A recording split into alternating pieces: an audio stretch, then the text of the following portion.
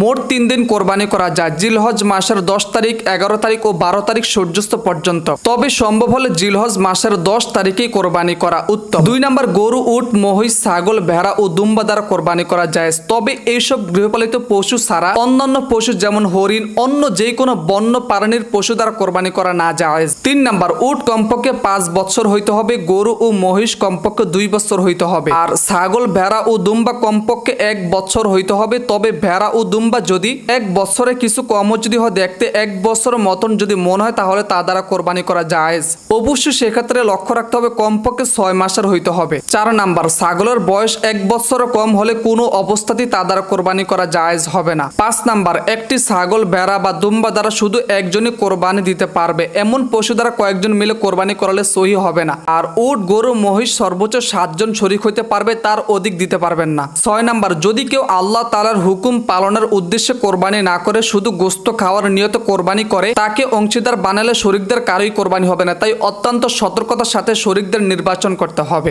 8 number, যে পশু 3 পায়ে চলে, 1 পা মাটিতে রাখতে পারে না অথবা ভর করতে পারে না, এমন পশু দ্বারা কোরবানি করতে পারবেন না, এই পশু দ্বারা কোরবানি করা জায়েজ নয়। 9 নাম্বার, যে পশুর একটি দাঁতও নেই অথবা এমন বেশি দাঁত ছিল যা পড়ে গেছে, এখন ঘাস বা যে কোনো খাবার খাইতে পারে না, ওই পশু দ্বারা কোরবানি করতে পারবেন না। 10 নাম্বার, যে পশুর 2টি চোখে অন্ধ বা এক চোখ পুরো নষ্ট হয়ে গেছে, ওই পশু দ্বারা কোরবানি করা জায়েজ নয়, ওই পশু দ্বারা আপনি কখনোই কোরবানি করতে পারবেন না। 11 নাম্বার, গর্ভবতী পশু কোরবানি করা জায়েজ, তবে জবাইয়ের পর যদি বাচ্চা জীবিত পাওয়া যায় তাহলে সেটাকে জবাই করতে হবে এবং জবাই করার পর অবশ্যই ওই গোশত সদকা করে দিতে হবে। 12 নাম্বার, কোরবানির নিয়তে ভালো পশু কেনার পর যদি তাতে এমন কোনো দোষ দেখা দেয় যেই কারণে কোরবানি জায়েজ হয় না, তাহলে ওই পশু দ্বারা কোরবানি করলে কোরবানি সহি হবে না। তবে এর স্থানে আরেকটি পশু কোরবানি করতে হবে। তবে ক্রেতা যদি গরিব হয় অথবা যদি সে নিম্ন স্তরের লোক হয়, তাহলে ওই অসুস্থ পশু দ্বারা তাকে কোরবানি করতে পারবে, তাতে কোনো সমস্যা নেই। 13 নাম্বার, কোরবানির পশু নিজে জবাই করা উত্তম, অথবা যদি নিজে না পারেন, সাহস